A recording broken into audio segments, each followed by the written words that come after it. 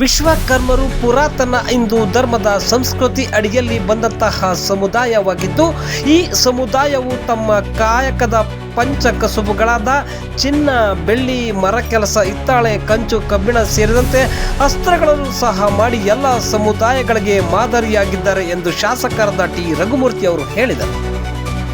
ಚಳ್ಳಕೆರೆ ನಗರದ ತಾಲೂಕು ಕಚೇರಿ ಹಾಗೂ ವಿಶ್ವಕರ್ಮ ಕಲ್ಯಾಣ ಮಂಟಪದಲ್ಲಿ ಇಂದು ನಡೆದ 48ನೇ ವರ್ಷದ ಶ್ರೀ ಭಗವಾನ್ ವಿಶ್ವಕರ್ಮ ಜಯಂತ್ಯೋತ್ಸವದಲ್ಲಿ ಮಹನೀಯರ ಭಾವಚಿತ್ರಕ್ಕೆ ಪುಷ್ಪ ನಮನ ಸಲ್ಲಿಸಿ ಅವರು ಮಾತನಾಡಿದರು. ವಿಶ್ವಕರ್ಮ ಸಮುದಾಯ ವಾಸ್ತುಶಿಲ್ಪದಲ್ಲಿ ತಮ್ಮದೇ ಆದ ಚಾಕುಚಕ್ಯತೆ ಮೂಡಿಸಿದ್ದಾರೆ. ಈ ಹಿನ್ನೆಲೆ ಇಂತಹ ಸಮುದಾಯಗಳಿಗೆ ಶೈಕ್ಷಣಿಕ ಹಾಗೂ ಆರ್ಥಿಕವಾಗಿ ಬಲವರ್ಧನೆಗೊಂಡಿಲ್ಲ. ತಮ್ಮ ನೆಲಗಟ್ಟಿನ ಜೀವನ ಸಂಸ್ಕೃತಿಯನ್ನ ಕಲೆಗಾಗಿ ಮೀಸಲಿಟ್ಟ ಸಮುದಾಯವಾಗಿದ್ದು, ಇಂತಹ ಸಮುದಾಯಕ್ಕೆ ಸರ್ಕಾರದಿಂದ ಹೆಚ್ಚಿನ ರೀತಿಯ ಸೌಲಭ್ಯ ಸಿಗಬೇಕು. ಈ ಸಮುದಾಯದ ಪೋಷಕರು ಹೆಚ್ಚು ವಿದ್ಯಾಭ್ಯಾಸವನ್ನು ಮಕ್ಕಳಿಗೆ ಕಲಿಸಬೇಕು.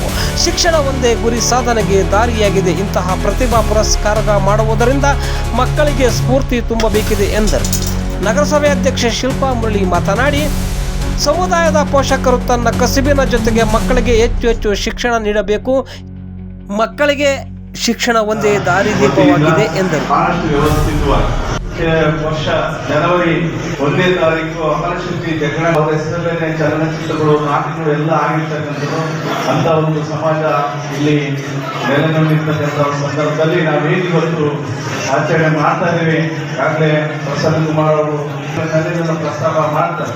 ಖಂಡಿತವಾಗ್ಲೂ ರಾಜಕೀಯ ವ್ಯವಸ್ಥೆಯಲ್ಲಿ ಎಮ್ಮೆಲ್ಯೆ ಇಲ್ಲದರೂ ಕೂಡ ಬಹುಶಃ ಕಳೆದ 2 ಬಾರಿ ರಘುವಾಚಾರ್ಯ ಅವರು MLC ಆಗಿದ್ರು.